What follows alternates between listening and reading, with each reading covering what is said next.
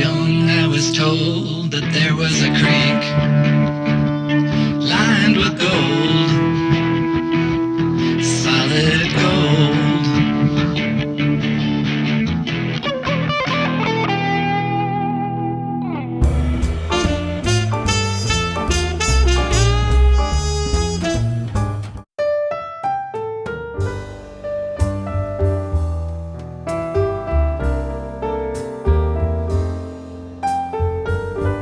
Early summer months, it's just beautiful. It's the grasses, looking at the wild flower. It's just absolutely beautiful. Here is Illinois Bob's mine. We have a lot of the locals come up on weekends. Millie and Dewey from Florida who drive up every year. Something large in the middle of the road. Pulled over, stopped, took a look, and it was a moose. Feeding, taking its time. Illinois Bob is demonstrating to me the comfort of this outhouse. It was actually decorated quite nice.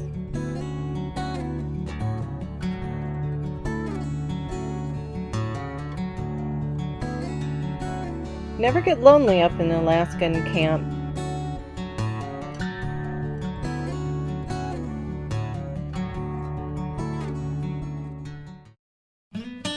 We have visitor Mike Pung stop by. I was very surprised to meet Mike Pung up there and be able to talk about the gold cube and his banjo pan. Mike Pung and his wife getting ready to leave. It was fun. It was fun to sit and chat and talk to everyone. We took a day off and did a little sightseeing. Had to go to the end of the road, which is in Circle City. Circle City, also known as Circle, is located about 160 miles northeast of Fairbanks at the end of the Steese Highway. Circle first appeared on the 1900 U.S. Census as Circle City as an unincorporated village. Its name was later shortened to Circle in the 1910 census. Circle was established in 1893 when gold was discovered in Birch Creek. It served as an unloading point for supplies shipped up the Yukon River from the Bering Sea. The goods were then sent overland to gold mining camps. In 1896, before the Klondike Gold Rush, Circle was the largest mining town on the Yukon River. Circle lost most of its population after the gold discoveries in the Klondike in 1897 and then again in Nome in 1899. Circle was also the jumping-off point for Felix Pedro. His real name is Felice Pedroni in Italian. He was responsible for the 1902 Fairbanks Gold Rush. Felix would hike from Circle City all the way to Fairbanks, about 160 miles, and he did this multiple times. Got a chuckle out of the bear notice. On the road coming into camp, we noticed that a grizzly was following a mama moose and her baby down the road. Hopefully, the bear never caught up with them.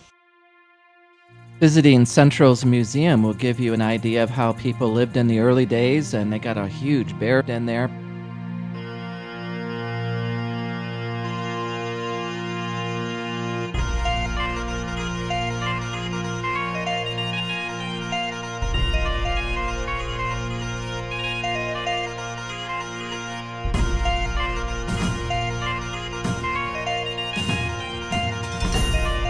They have a display of all the gold from all the creeks in the mining district.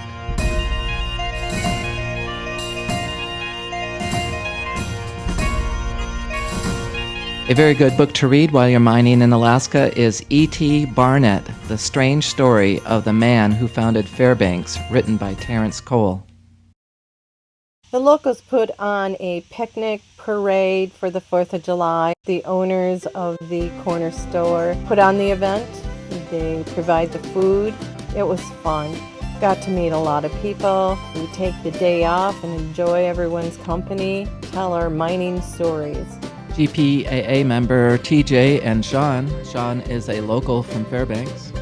Sean is a very good person to hook up with if you want to learn about the area and especially metal detecting. Illinois Bob and Louie have a great seat for the parade getting ready to start. Millie and Dewey also have a front row seat for the parade. A nice group photo. You can see Millie, Dewey, Marietta, Bob, Lisa, Blake, and their children.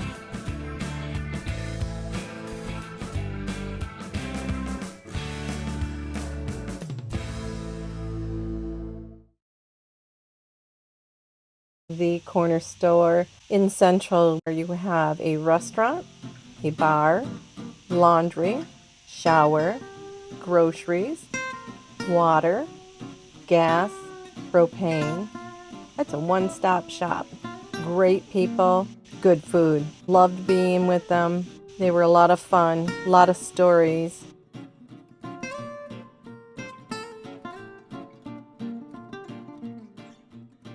Eight miles down the road from Central is Circle Hot Springs on this dusty gravel road. Circle Hot Springs was discovered in the fall of 1897 by George Grow while he was out hunting.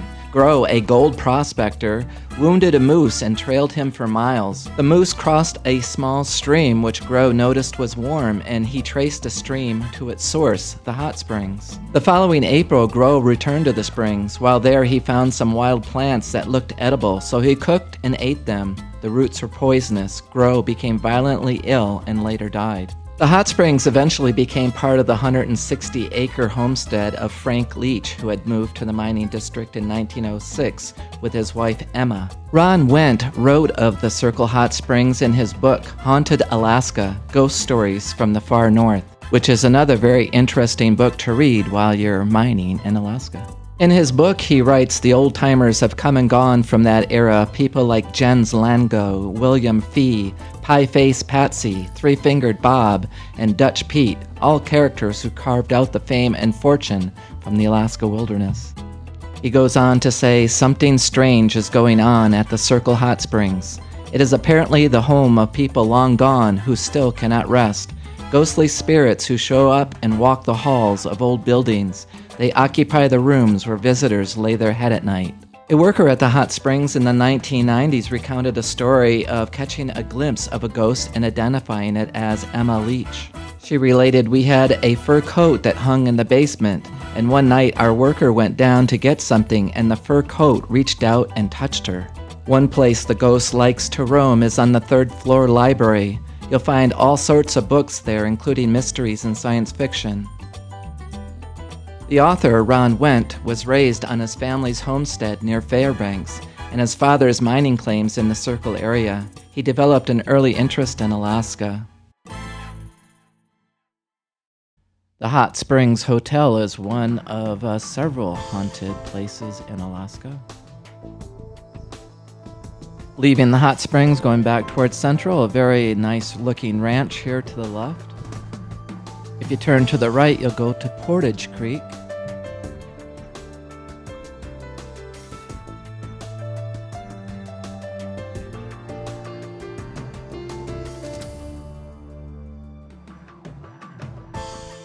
One time we had a white wolf coming down the gravel road towards us.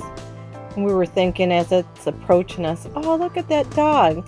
He's got a little bit of a limp.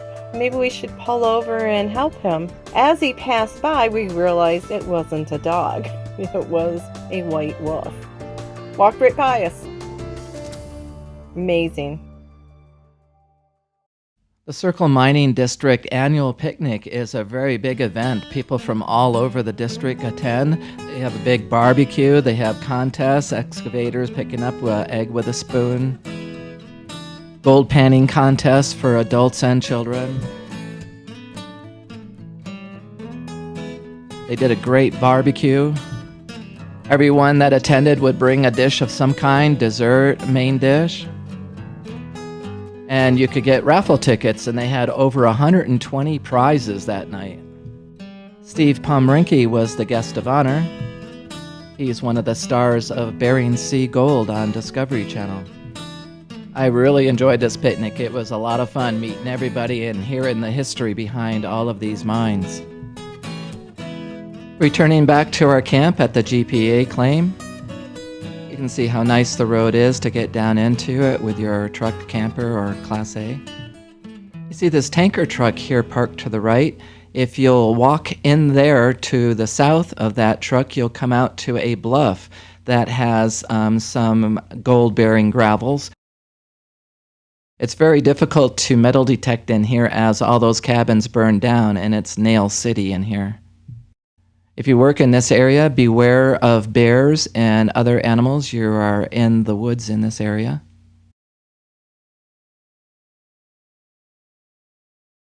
This is where Illinois Bob camped, set up camp for him and Louie. He was digging on that back bank, came down and joined us a few times on the bluff. He did visit us when we were up dredging a few times, made a great friend. A lot of times the locals would come up and stay just for the weekend. They would leave a trailer or their tool shed in the parking area, and we kept an eye on it for them. So if we go back a little ways towards Fairbanks, about 125 miles from Central, in Fairbanks you can go to the Gold Daughters and practice your panning techniques in their troughs and find some gold. Almost directly across the street from the Gold Daughters is the Alaska Pipeline display.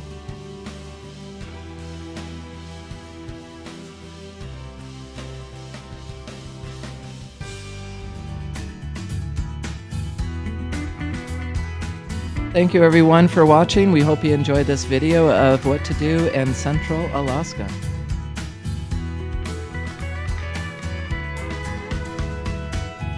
Please subscribe and give us a thumbs up.